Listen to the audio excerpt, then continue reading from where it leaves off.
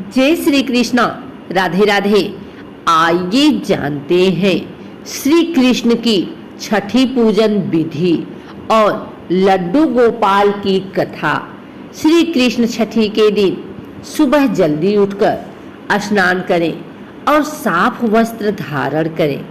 इसके बाद लड्डू गोपाल को पंचामृत से स्नान कराएं। इसके लिए दूध, घी, शहद, शक्कर और गंगा जल से बने पंचामृत का प्रयोग करें। इसके बाद शंख में गंगा जल भरकर लड्डू गोपाल को फिर से स्नान कराएं। स्नान कराने के बाद भगवान को पीले रंग के वस्त्र पहनाएं और उनका श्रृंगार करें। इसके बाद लड्डू गोपाल को माखन मिश्री भोग लगाएं। भोग लगाने के बाद भगवान का नामकरण करें। माधव, लड्डू गोपाल, ठाकुर जी, कान्हा, कन्हैया, कृष्णा, इनमें से जो भी नाम आपको अच्छा लगे वो चुन लें और भगवान को इसी नाम से पुकारें। इसके बाद भगवान के चरणों में अपने घर की चाबी सौंप दें और भगवान श्री कृष्ण से प्रार्थना करें कि वे सदैव आपके परिवार पर अपनी कृपा बनाए रखें और सबका पालन पोषण करें। इसके बाद लड्डू गोपाल की कथा सुने। इस दिन अपने घर में कढ़ी चावल अवश्य बनाएं।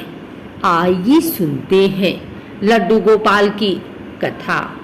एक पौराणिक कथा के अनुसार भगवान श्री कृष्ण के एक परम भक्त थे जिनका नाम था कुंभन दास। उनका एक बेटा था रघुनंदन। कुंभन दास के पास भगवान श्री कृष्ण का एक चित्र था जिसमें वह बांसुरी बजा रहे थे। कुंभन दास हमेशा भगवान श्री कृष्ण की पूजा आराधना में लीन रहा करते थे। वे कभी भी अपने प्रभु को छोड़कर कहीं नहीं जाते थे। एक बार कुंभन दास को वृंदावन से भागवत कथा के लिए बुलावा आया। पहले तो कुंभन दास ने जाने से मना कर दिया, परंतु लोगों के आग्रह करने पर वे भागवत में जाने के लिए तैयार हो गए। उन्होंने सोचा कि पहले वे भगवान श्री कृष्ण की पूजा करेंगे और फिर भागवत कथा करके अपने घर वापस लौट आएंगे। इस तरह से उनका पूजा का नियम भी नहीं टूटेगा। भागवत में जाने से पहले कुंभन दास ने अपने पुत्र को समझाया कि उन्होंने ठाकुर जी के लिए प्रसाद तैयार किया है और वह ठाकुर जी को भोग लगा दे। कुंभन दास के बेटे ने भोग की थाली ठाकुर जी के सामने रख दी और उनसे प्रार्थना की कि आकर भोग लगा लें। रघुनंदन को लगा कि ठाकुर जी आएंगे और अपने हाथों से भोजन ग्रहण करेंगे। रघुनंदन ने कई बार भगवान श्री कृष्ण से आकर खाने के लिए कहा, लेकिन भोजन को उसी प्रकार से देखकर वह दुखी हो गया और रोने लगा। उसने रात रोते रोते भगवान श्री कृष्ण से आकर भोग लगाने की विनती की। उसकी पुकार सुनकर ठाकुर जी एक बालक के रूप में आए और भोजन करने के लिए बैठ गए। जब कुंभन दास वृंदावन से भागवत करके लौटे तो उन्होंने अपने पुत्र से प्रसाद के बारे में पूछा।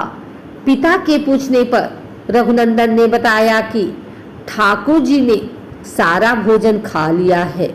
कुंभन दास ने सोचा कि अभी रघुनंदन नादान है, उसने सारा प्रसाद खा लिया होगा और डांट के डर से झूठ बोल रहा है। कुंभन दास रोज भागवत के लिए जाते और शाम तक सारा प्रसाद खत्म हो जाता था। कुंभन दास को लगा कि अब रघुनंदन उनसे रोज झूठ बोलने लगा है, लेकिन वह ऐसा क्यों कर रहा है। यह जानने के लिए कुंभन दास ने एक योजना बनाई। उन्होंने भोग के लड्डू बनाकर एक थाली में रख दिए और दूर छिपकर देखने लगे।